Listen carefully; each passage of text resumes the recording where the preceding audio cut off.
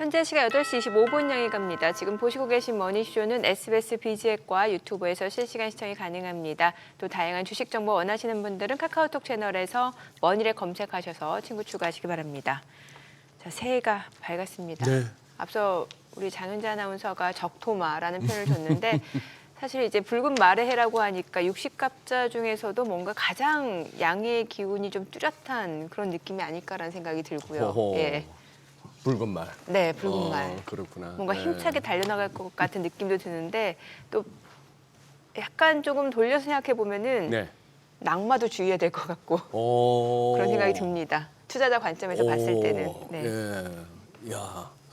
이 풀기 멘트 치고는 굉장한 인사이트를 갖고 가셨다 오늘. 그죠? 낙마도 조심해야 된다. 아, 그래요. 참 우리 장현지 아나운서가 제목을 잘 달죠. 맞아요. 말 달리자. 네, 말 달리자. 옛날에 그 노래 말 달리자 맞아요. 하던 그거. 예, 맞아요. 그러니까. 예. 오늘은 근데 새해 첫날부터 굉장히 춥네요. 아, 10시에 오늘 개장하고. 예, 한 영하 10도가 그러니까. 넘어가니까요. 예. 자, 이런 날 우리 또 이 긴 정치 타임을 누가 감당해 주시나요? 네, 전 SK증권 미래전략부문 최성원 대표님 함께합니다. 어서 오세요. 네, 어서 오세요, 최 안녕하십니까. 대표님. 오랜만입니다. 네, 예. 안녕하세요. 뭐 시청자분들도 그렇고 우리 최 대표님도 그렇고 새해 복 많이 받으시고요. 네, 새해 복 많이 받으십시오. 네. 아, 뭐 이렇게 주식하는 사람들로서는 나쁘지 않았던 지난 몇 년간이었는데 미국 주식하시는 분들, 특히 우리 국내 주식은 뭐 작년에는 너무 좋았고요.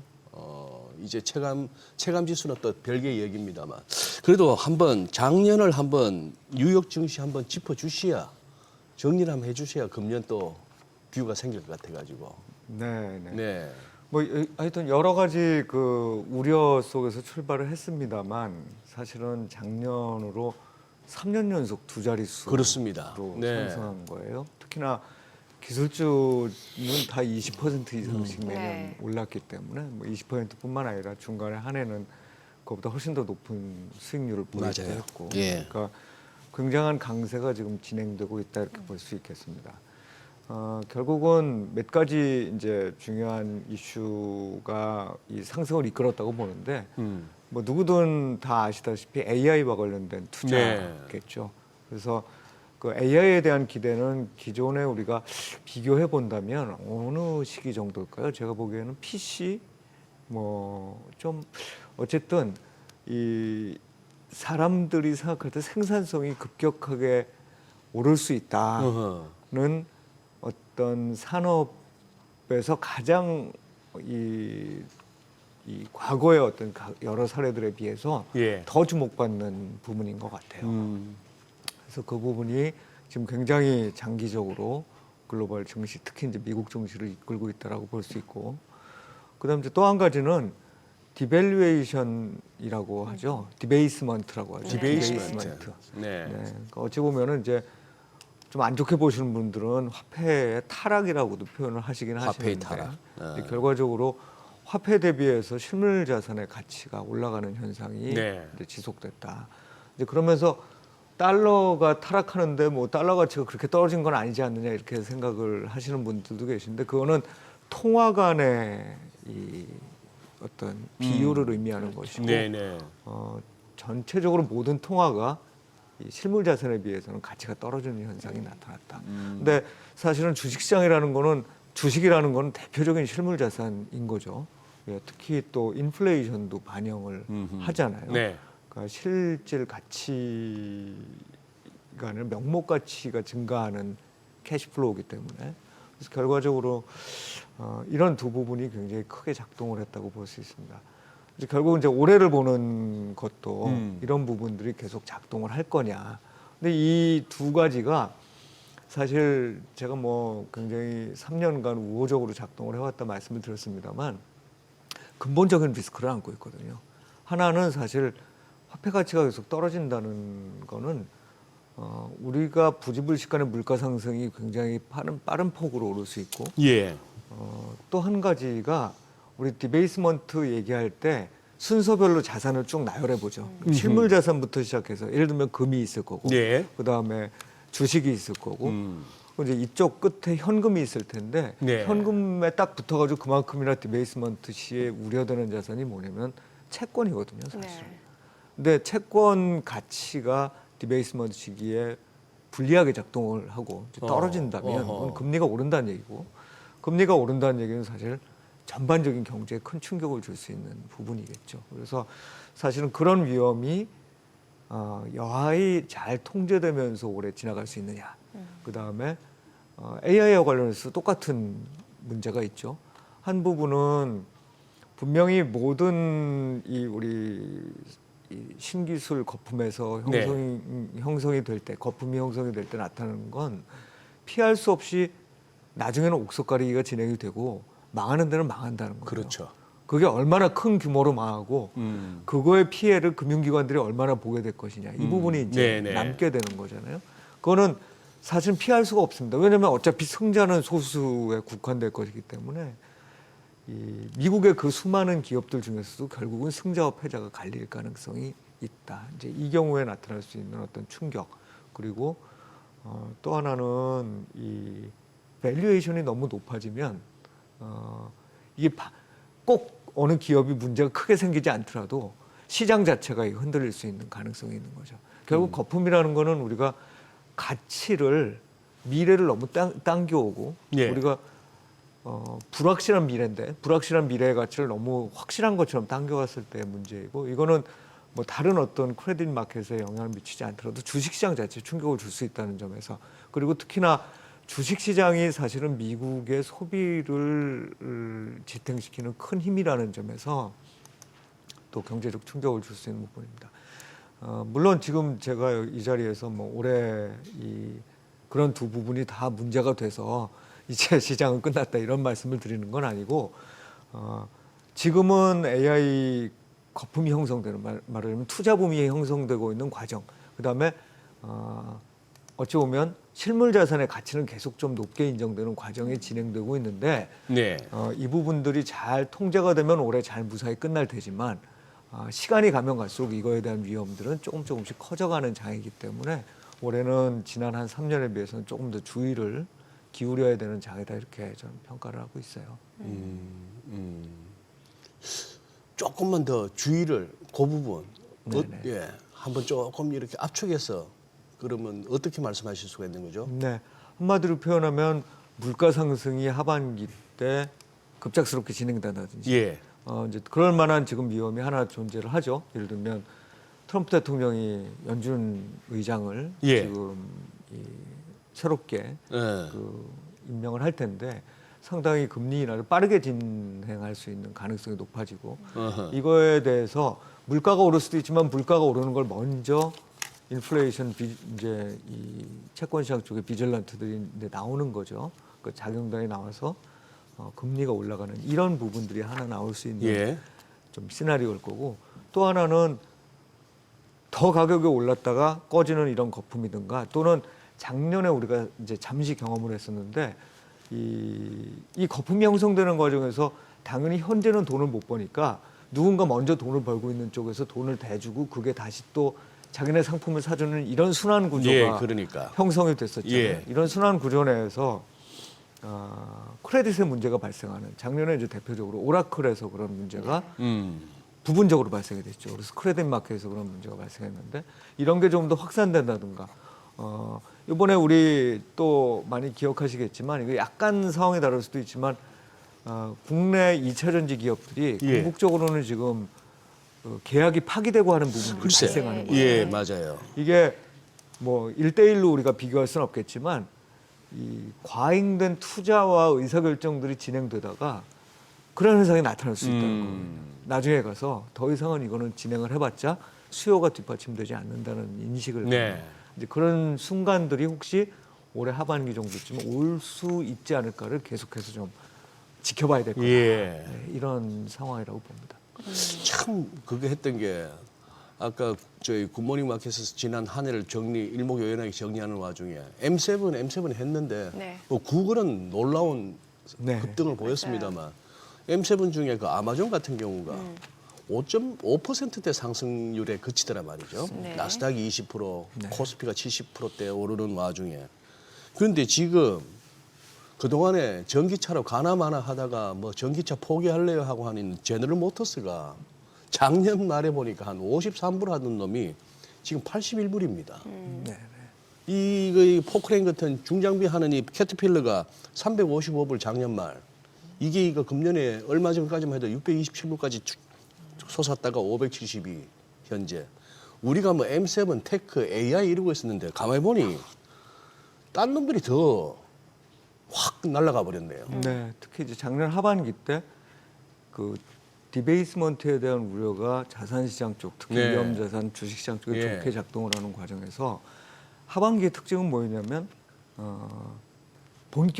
완전 본격화된 건 아니지만 AI와 관련된 테마에 대해서 거품론들이 계속 반복적으로 나온 거죠. 근데 그런 거품론들이 나올 때 항상 나타나는 초기 반응이라는 건 다른 쪽으로의 확산이죠. 예. 우리나라에서도 비슷한 현상들이 조금 나타났었죠, 일시적으로. 물론 이제 우리나라는 이 반도체이기 때문에 반도체는 완전히 AI만으로 설명할 수 있는 거는 아니잖아요. 네, 그렇죠. 그러니까 결과적으로 우리나라는 약간 다른 모습을 보이기도 했지만 어쨌든 그런 확산되는 분위기들이 나타난 것도 좋게 보면 굉장히 좋은 거죠. 왜냐하면 뭐 이제는 다른 종목들도 막 오른다 이렇게 예, 볼 수도 예. 있지만 사실은 시장을 크게 끌고 오던 큰 투자의 축이라는 게 과거 한 2년 특히 작년 중반 정도까지에 비해서는 조금 약화된 것만은 분명하고 투자자들 심리도 그거에 비해서 조금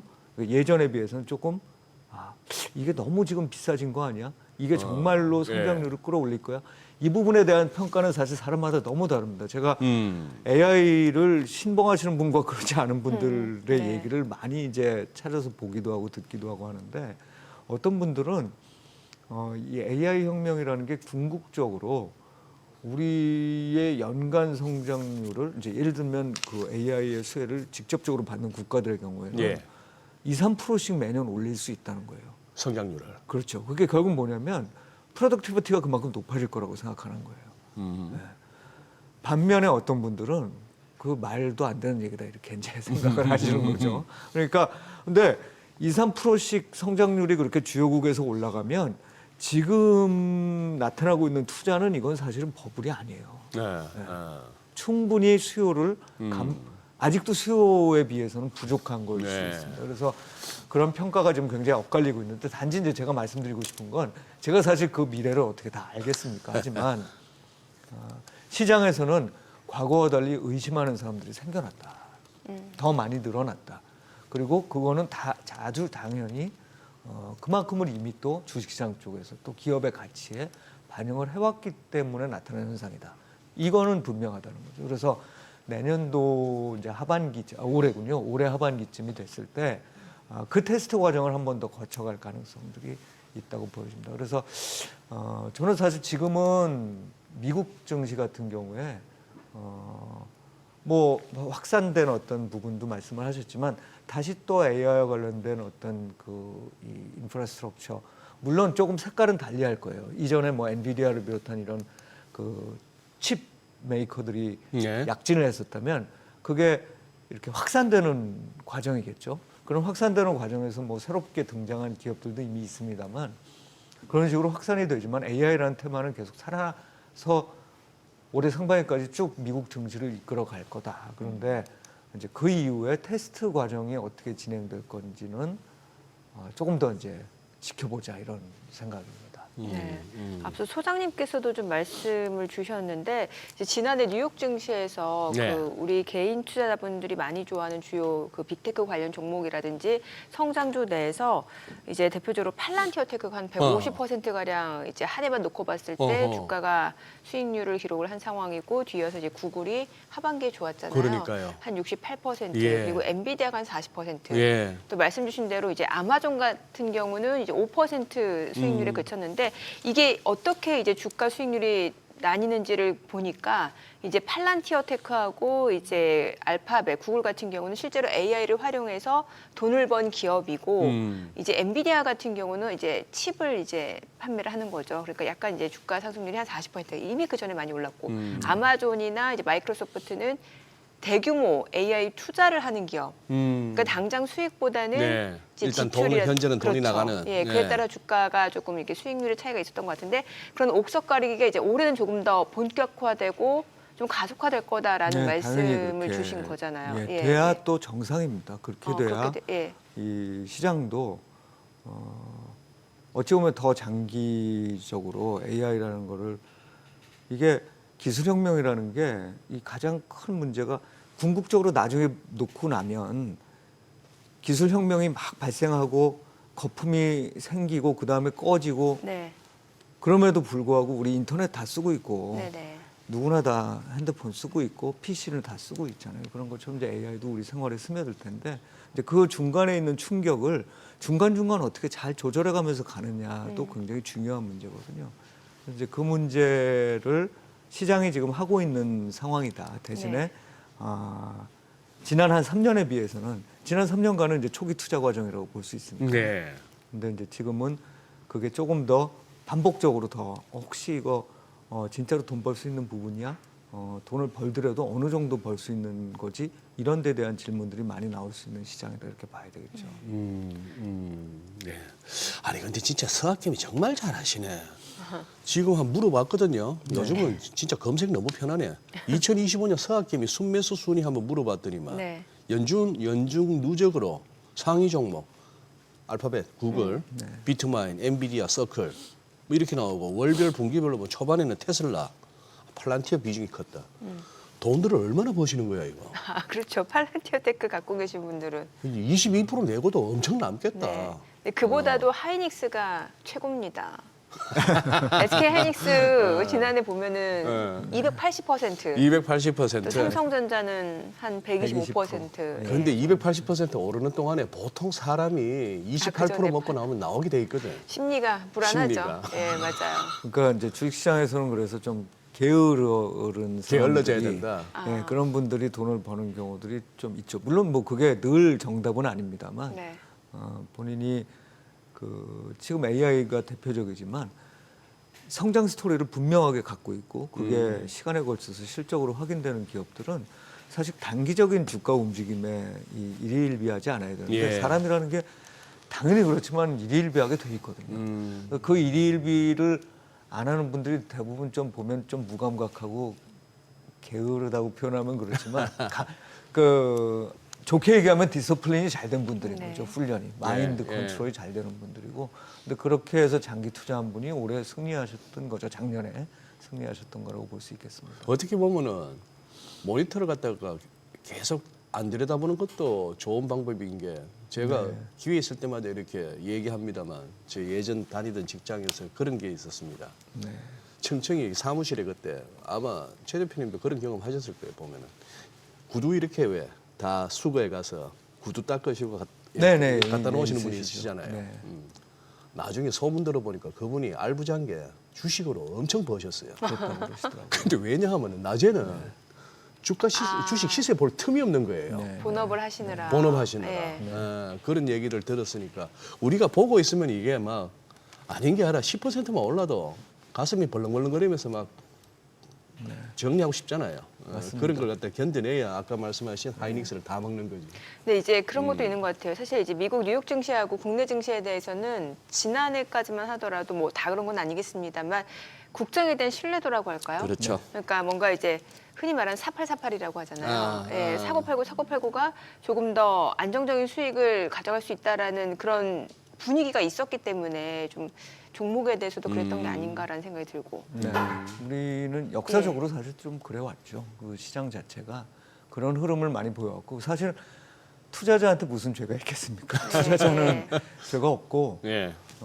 시장 자체가 그런 흐름을 계속 보일 만한 그 상황에 놓여 있었고 거기에는 기업들, 그러니까 주식을 발행한 기업들이죠. 기업들의 책임도 있었던 거고 네. 또 그런 부분들이 우리 뭐 지금 나오고 있는 밸류업 과정에서 뭐 거버넌스를 개선하는 예, 부분이죠. 예. 그러니까 거버넌스 선진화가 안 돼 있었던 부분이 있었던 거고 또 일반 주주들을 홀대했던 부분도 있었던 거고 이제 이런 부분들을 반복적으로 경험한 투자자들께서 당연히 그런 이게 장기적으로 가져가 봤자 예.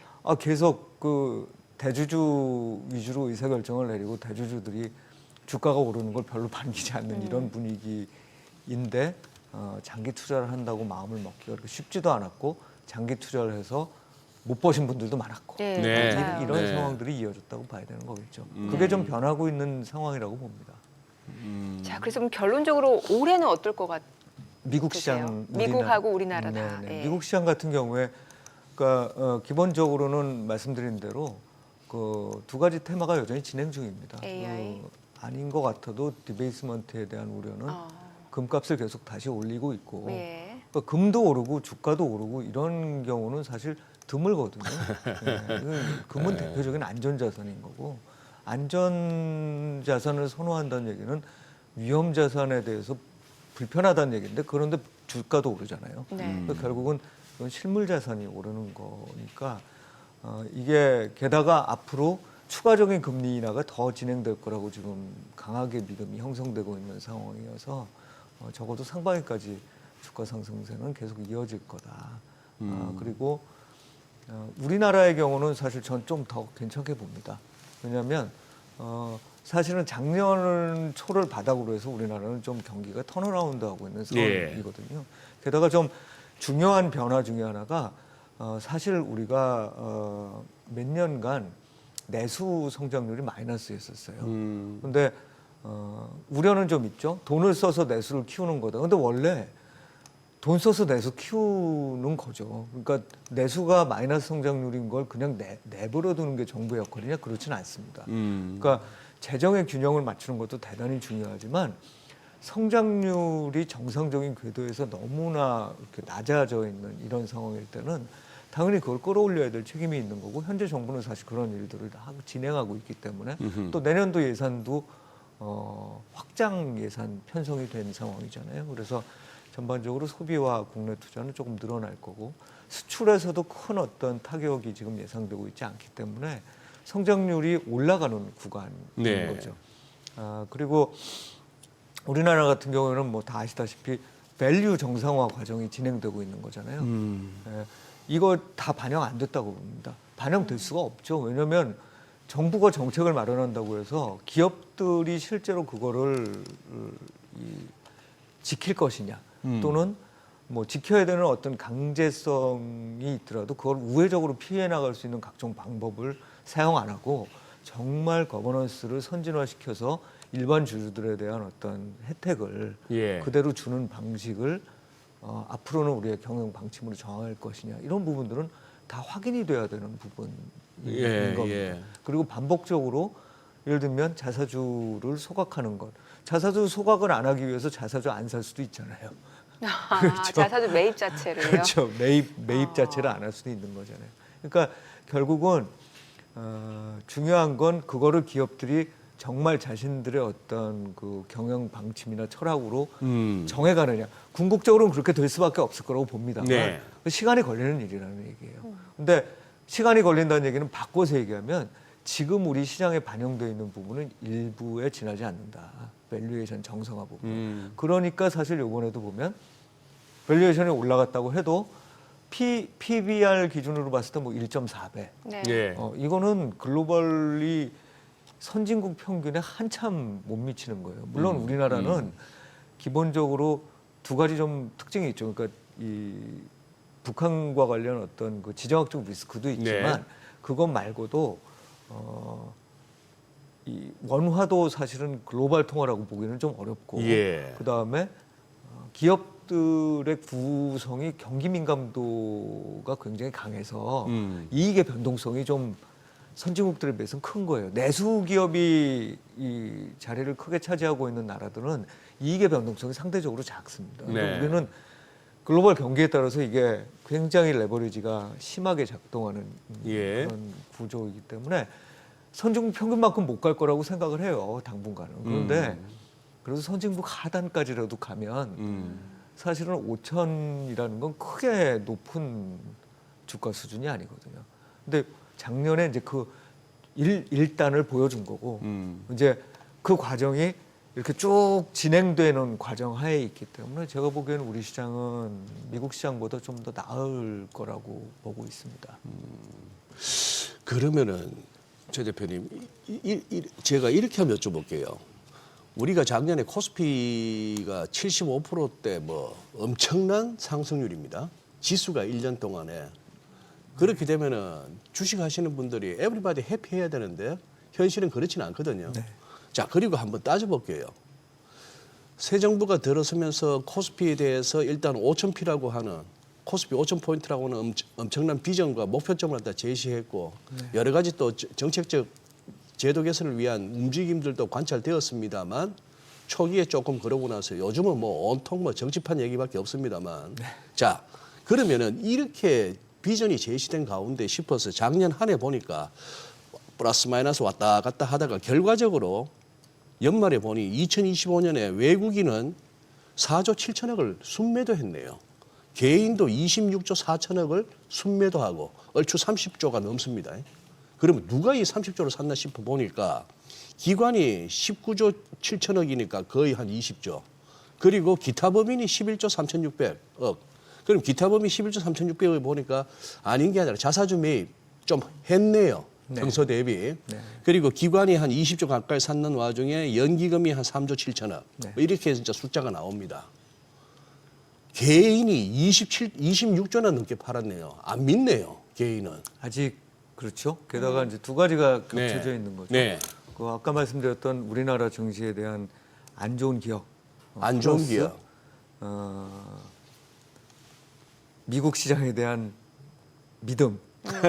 이게 이제 예. 두 가지가 같이 작동을 하는 거고 한 가지 우리 정부가 좀 주의해야 될 부분은 있죠. 그러니까 제가 아까 말씀드렸을 때 경기를 살리기 위해서 정부가 돈을 쓰는 것, 네. 이 부분은 좋습니다. 좋은 일인데 문제는 뭐냐면 그 와중에 이 부분이 방만하게 지속이 돼서 우리나라 통화 가치를 추가적으로 갉아먹는 요인이 되지 않도록 계속해서 노력을 해야 될 필요도 있는 거예요. 사실 그 부분 때문에 국내 투자자들의 신뢰가 굉장히 이렇게 좀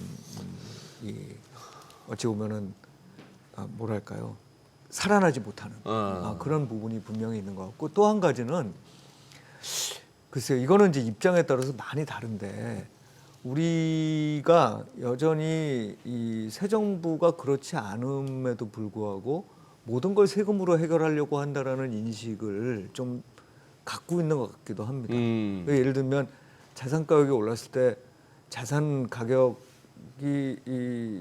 이익이 실현되지 않았음에도 불구하고 이제 대표적으로 부동산에 네, 네. 이제 더 세금이 부과되는 네. 경우라든지, 그러니까 어찌 보면 전반적으로 우리가 부자들이 많이 이렇게 좀 이탈하는 지금 뭐 국면에 현실이죠. 놓여 있잖아요. 예. 예, 그게 물론 거기에는 제대로 된 이해도 있고 또 오해를 하고 그렇게 행동을 하는 것도 있고 개인별로 상황이 다 다르겠습니다만, 전반적으로는 그렇게 자산 시장을 통해서 돈을 버는 거 자체에 대해서, 특히 국내에서 뭔가 돈을 버는 거에 대해서 그렇게 뭐라고 표현해야 될까요? 좀 불편한 느낌이랄까? 이런 것들을 개인 투자자들께서 갖는 것 같아요. 그래서 그런 부분에서 조금 더 자유로운, 비록 세금을 내더라도 그런 부분에서 조금 더 자유로운 미국 시장.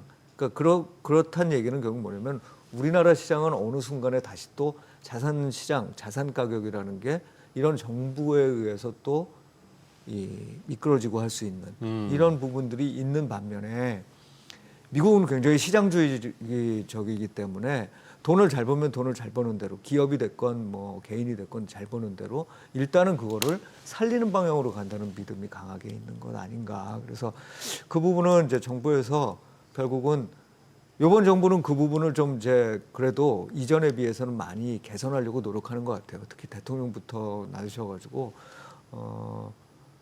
이게 제가 늘 말씀드리는 것 중에 하나가, 이게 자본주의가 점점 고도화될수록 기업의 이익을 주식시장을 통해서 가계로 흘러들이게 하는 체제를 만들지 못하면 경쟁력이 점점 떨어질 수밖에 없다고 보는 네, 거예요. 예. 그게 결국 미국과 유럽의 차이를 나타내는 거고, 이제 그 부분에 대한 인식이 분명히 있는데 이제 우리나라에서도 그거를 빨리 진행을 해가지고 돌아오게 만들어야죠. 개인들이 이제 12월에 그래도 약간 좀 좋았던 게 이 미국 주식을 좀 순매도 하셨다는 거잖아요. 물론 이제 순매도 하신 이유가 있을 겁니다. 왜냐하면 손실 보신 거하고 이제 이익 보신 거하고 그렇죠. 이렇게 해서 예. 세금을 좀 네, 줄여보고자 하는 네. 그런 수요도 있었을 거고 한데 일단 뭐 물린 거 일단 털고 새해 들어서 새로 산다는 그런 맞습니다. 예. 이익 본 거하고 물린 거를 같이 이렇게 네. 털면 세금 쪽에서 혜택을 볼 수 있으니까 이제 이런 부분들 때문일 거라고는 보지만 그래도 어쨌든 이제 일단은 준 거일 수도 있다. 그래서 이번에 또 이제 대책이 마련됐잖아요. 왜 팔고 돌아오시면 양도세 일정 부분 하에서는 공제해주고 그 다음에 국내 주식을 사실 경우에죠.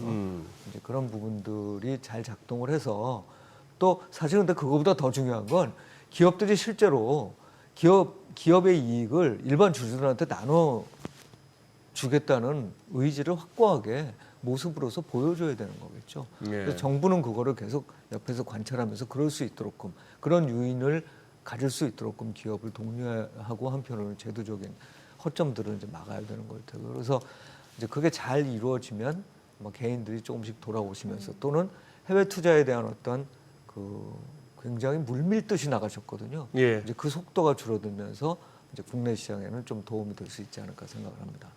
지난해 그 국내 증시 특징 중에서 많은 전문가들이 조금 이런 조합은 사실 전례가 없다라고 하는 게 원화 가치 폭락. 근데 코스피는 굉장히 기록적인 상승세.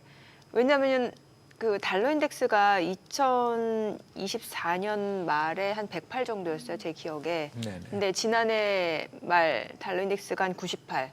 그럼 달러 가치가 그렇게 높다는 얘기는 아니에요. 그런데 좀 원화 떨어졌죠. 원화 가치는 달러 더 가치. 떨어졌다 네네, 보니까 맞습니다. 보통 이제 원화 가치가 이런 식으로 달러 환율이 올라가게 되면은 뭔가 이제 주식시장이 좋아지기 힘든 구조인데 이례적으로 굉장히 또 코스피는 수익률이 좋았단 말이죠. 이게 네. 과연 올해는 또 어떻게 전개가 될지도 궁금한 상황입니다. 그 이제 원인을 좀 보면 기본적으로 우리나라에서도 디베이스먼트에 대한 그 작동이 좀 있었던 거라고 보는 거고 예. 이제 그걸 떠나더라도 이제 국내 환율이 오르는 거에 대해서 이거를 개별적 리스크가 굉장히 커졌다고 보는 건 아니었던 것 같아요. 그러니까 불편하지만 그렇다고 해서 뭐 한국이 굉장한 어떤 리스크에 있는 건 아니고 단지 자금의 흐름상 보면 구조적 균형점이 위로 올라가게 된 그런 상황으로 일단 보여지고 그다음에 중요한 거는 우리 경제가 제가 말씀드렸던 대로 옛날에 반복적으로 나타났던 현상이 원화가 강세가 될 때 주가가 오르는 거였어요. 맞아요. 코스피가 예. 오르는 거였어요. 그래서 대부분 그 그림 그려놓고 환율이 강세가 돼야 주가가 오른다 이렇게 얘기를 했었거든요.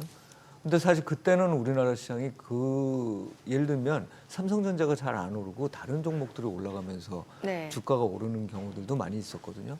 그러니까 결과적으로 내수가 어느 정도 뒷받침이 됐었다는 거예요. 근데 지난 한 몇 년간 한 4, 5년 됐다고 보는데 물론 이제 우리 성장률이 쭉 떨어지는 부분도 있지만 내수가 너무 안 좋았어요. 그러면서 내수의 비중도 굉장히 작아지고 그러면서 환율이 떨어지더라도 뭔가 혜택을 볼 수 있는 기업들이 별로 없어요. 제가 보기에는.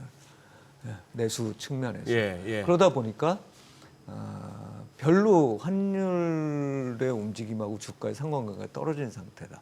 거기에 이제 그 디베이스먼트와 관련된 이 논리까지 더해지니까 오히려 원화 가치가 떨어지면서 나타나는 수출 기업 쪽으로의 집중 현상들이 전체 주가를 올리는 식으로 이제 나타난 거다. 근데 네. 그게 우리나라만 나타나는 현상이 아니에요. 예. 일본도 똑같이 나타났어요. 일본도 통화 가치가 굉장히 약해졌는데 주가가 엄청나게 올랐어요. 안 그래도 그걸 한번 여쭤보고 싶었는데 네. 최 대표님 보시기에 네. 방금 이제 우리 정빈 앵커가 질문했던 네. 참 특이한 2025년이었다. 예, 예. 주가도 오르면서 환율 달러 환율, 환율도. 우리 환율도 오르는 특이한 케이스였는데 우리는 늘 그동안에 경험적으로 주가 지수하고 환율하고 겹쳐보면 서로 역방향이었거든요. 네. 자, 그러면은 이게 방금 막 예를 드신 일본도 그랬다. 아베노믹스 때부터 해서 그렇게 해서 달러엔 환율은 뭐 80엔 어라운드에서부터 뭐 150, 160까지 왔고 그 사이에 니케이는 엄청나게 뛰었다. 네. 그럼 일본 케이스는 참 좋은 케이스에 보니까 그 자국 통화 가치가 약해지는 환율 상승과 더불어 증시도 좋고 뭐 디플레도 네. 벗어나고 했는데 또 그런 케이스를 들자면은 튀르키예도 있고 아르헨티나도 있고 베네수엘라도 있습니다. 네. 자, 우리는 어느 쪽으로 가느냐가 굉장히 중요해요. 예. 네. 저는 예. 뭐 일본식일 거라고 보고 있어요. 기본적으로 환율 저 더 오를 것 같아요. 더 오를 것 달러는 더 같다. 올라간다. 지금도 안 빠져요. 또 1,440원대입니다. 지금도. 맞아요. 지금 이제 올해는 1,480원인가 해서 굉장히 불안해하면서 네, 작년에. 예, 굉장히 강력한 대책을 내세우신 거죠, 네. 사실은. 근데 기본적으로 우리 계속 달러 나가야 되잖아요. 그 미국에 투자하는 것만 하더라도 지금 규모가 얼마입니까? 그러니까 사실은 달러는 계속 나가야 되고 네. 개인 투자자들 제가 변화가 조금 올 수는 있을지 모르지만 그렇다고 해서 개인들의 해외 투자 뭐 이 욕구, 그러니까 국내 시장에 대한 뭐 완전히 반전돼 가지고 국내 시장을 이제는 막 신뢰하고 해외 거를 팔고서 들어오실까? 저는 안 그럴 것 같거든요. 네, 그래서 사실은 여전히 달러 수요가 더 많다, 원화에 비해서는. 그렇게 보면 글쎄요, 뭐 환율은 우리 저 소장님이 훨씬 전문가시니까 제가 말씀드리기가 좀 그렇지만 저는 1,500원 넘어올 거로 생각하고 있습니다. 우리 균형 환율은 그 정도쯤에서 형성돼야 된다고 보거든요. 그래서 올해 이제 그게 완만하게 가는 현상이면 네. 정부나 또는 뭐 한국은행도 어느 정도 이제 용인해 가면서 가다가 그게 다시 또 일종의 이제 셀프 프로페시라고 하나요? 그러니까 자기 실현적으로 자꾸 올라가는 국면이 있었잖아요. 사실은 네. 작년 말에 조금 그런 국면이 나타났었던 것 같거든요. 네. 그러니까 이제 그런 국면이 나타날 때 다시 또 좀 정책을 마련해서 끌어내려는 그런 시도를 할 테지만 기본적인 힘은 여전히 좀 오르는 방향 쪽에 있다고 저는 생각하고 있습니다. 안 그래도 저도 궁금한 게 트럼프 대통령 올 한 해 또 어떻게 하든 지금 뭐 소위 말하는 주류 언론들은 계속해서 지지율 떨어지고 있는 소식만 전하고 있고 또 다른 데 파보면 꼭 그렇지도 않지만 어쨌거나 지금 중간선거라고 하는 네. 여기서 만약 하원이 됐건 뭐가 됐건 상원이 됐건 어느 한쪽이라도 다수당 지위를 잃어버리면은 사실상 미국 대통령 아무것도 할 게 없습니다. 네. 그러니 지금 뭐 OBBBA 해서 이제 돈 풀겠다는 거고 한 4월쯤이면은 집집마다 수표 꽂아주겠다는 거 아니에요? 네. 다카이치 총리 지금 벼르고 있는 거 아닙니까? 네. 적자 재정이 얼마가 되건 간에 어쨌거나 확 하겠다는 거죠. 네. 우리나라도 금년에 안 받아 비디오입니다. 막 하다못해 각 지방 뭐 무슨 군은 뭐 50만 원, 60만 원 막 준다고 이미 하고 있잖아요. 있죠. 네. 그러니 누가 잘났나가 아니고 누가 못났나 해서 이제 환율이 결정될 것 같은데 궁금하긴 궁금하네요. 어느 쪽으로 가려는지. 그 제가 말씀드렸다시피 디베이스먼트잖아요. 결국은 네. 이게 네. 그리고 이제 서로 돈을 풀면서 나타나는 현상인 건데 이 현상의 끝에는 실물 자산이 있고 이쪽에는 현금이 있다면 그 중간에 이제 통화들이 있는데 네. 통화가 선진국 통화부터 시작해서 이머징 마켓 통화가 글쎄. 있어요. 예. 어느 쪽이 더 강할까요? 제가 보기에는 선진국 통화가 그렇겠죠. 상대적으로 더 강할 겁니다. 그리고 그리고 돈을 들 쓰는 쪽이 강하고 그러니까 유럽이 강하고 미국이 덜 약하고 상대적으로. 우리나라 같은 경우는 뭐 같이 돈 쓰고 있으니까 네. 더 약하고 뭐 이거는 기본적인 어떤 그 틀이라는 거죠. 그래서 그거를 제가 아까도 모두의 말씀을 드렸습니다만 설마 그렇게까지 할까라는 생각도 한편으로는 있어요. 그래서 사람들이 다 어쨌든 우리가 장기적인 성장성도 보고 있는데 각국의 정책 당국자들이 정말 그렇게 장기적으로 위험이 커지는 결정들만을 내릴까 네. 그런 생각을 갖지만 그거에 대해서는 우리가 역사적으로 그런 어떤 실수들이 위정자들한테서 없었다면 모르는데 있었잖아요. 그러니까 그럴 수 있다는 점을 분명히 이제 하반기로 갈수록 좀 주의를 기울여야 될 거다 이렇게 생각하는 거죠. 네. 그리고 아예 우리 진짜 한번 제대로 그 말씀하셨던 기껏 올라서 PBR 1.4 아직도 네. 글로벌 거기에 비하면 못 미치고 네. 이걸 제대로 한번 하려면은 대표님 제 이 아이디어에는 어떻게 공감하시는지 아니면 거기는 문제가 있다고 한번 지적을 해 주십시오. 저 좀 네. 상장 주식 종목 확 좀 줄였으면 좋겠어요. 네. 이 대도 않은 회사들 많잖아요. 네. 네. 네. 심지어 그 무슨 뭐 시총 뭐 몇백억짜리도 있고 네. 그러다 뜬금없이 갑자기 막 상한가 몇 번 치는 종목들도 나오고 맞습니다. 이런 거 빼고 네. 돈 못 버는 애들 빼고 그렇게 하고 그러고 IPO 좀 줄이고요. 네. 누가 요새 외식 사업 창업한다고 그놈의 더본코리아 이런 거 해가지고 사람들만 물려가지고 뭐 일개 유튜브도 뭐 상장 운운한 게 벌써 몇 년째입니다. 이거는 말이 아니잖아요. 좀 회사 같은 회사. 진짜 경영학 원론에 나오는 첫 장에 나오는 고잉 컨선 수십 년은 뭐 수백 년은 아니더라도 하다못해 수십 년은 갈 수 있는 회사 이런 애들 좀 상장시켜야 좀 똘똘한 놈들로 해야 이게 튼실한 지수 아닐까요? 네, 뭐 처음에 이제 올라올 때부터 모든 기업들이 다 뭐 나쁠 거다 이렇게 볼 수는 없고 이제 좋은 기업들이라고 우리가 생각해서 올라오는 게 이제 대부분이겠죠. 뭐 안 그런 쪽도 있지만 근데 분명한 거는 그 제가 이 질문 중에도 사실 코스닥 쪽에 대해서 그런 얘기들이 좀 있었는데 제가 이제 썼던 생각했던 부분은 말씀하셨던 퇴출과 관련된 부분도 굉장히 우리가 좀 제도화를 시켜야 될 부분이 있습니다. 그러니까 퇴출이 이제 조금 좀 드러났나요? 그런데 코스피는 특히나 퇴출이 굉장히 어렵죠. 퇴출이 어렵다고요? 네네. 그러니까 퇴출이라는 게 뭐냐면 일정한 기준을 만족하지 못하면 사실은 좀 빠져줬으면 좋겠는데 계속적으로 그냥 남아 있게 되는 현상들인 거예요. 웬만하면은 남아 있는 거죠. 그러니까 말씀하신 대로 뭐 그 부분도 분명히 그 고려해 볼 수 있을 만한 부분입니다. 단지 우리가 이 주식시장을 그러니까 자본주의라는 걸 살리기 위해선 아이디어를 돈으로 지원할 수 있는 시스템을 갖춰야 되는 거잖아요. 근데 말씀하셨던 그러한 어떤 그 너무나도 좀 강한 기준이랄까 그런 게 아이디어가 돈으로 지원받는 아이디어가 사업화되는 이 부분을 막지 않는 한도 내에서 돼야 되겠죠. 그래서 뭐 일정 부분은 충분히 이해는 합니다만 뭐 그렇게 강력한 어떤 예를 들면 좋은 데들만 남기자 이렇게 얘기하는 거는 조금은 좀 레디컬하신 좀 과격한 그거였습니다만 미국도 사실 아닌 게 아니라 금년에 뭐 그 뭡니까 저 스페이스X 같은 거 또 무슨 뭐 오픈 AI 쟤들 뭐 아직 상장 아니에요 하지만 저 샘 알트만 안 믿습니다. 그 상이 금년에 또 그거 하자고 덤빌 상이에요. 그 친구도 보면. 뿐 아니라 뭐 엔스로픽 뭐 등등 해가지고 우리 전부 상장하겠어요 나오 들면은 그걸 갖다 벌써 1조 달러 이런 식으로 얘기들 하는데 어디 땅 파서 돈 나옵니까? 그럼 뭐 팔아서라도 그거 가야 될 거 아니에요. 그것도 상당히 변수가 될 것 같은데. 일단 뭐 돈부터 땡긴다는 얘기죠. 그러니까 예전에 제가 그런 얘기 한번 들었습니다. 그 한참 우리 바이오 기업들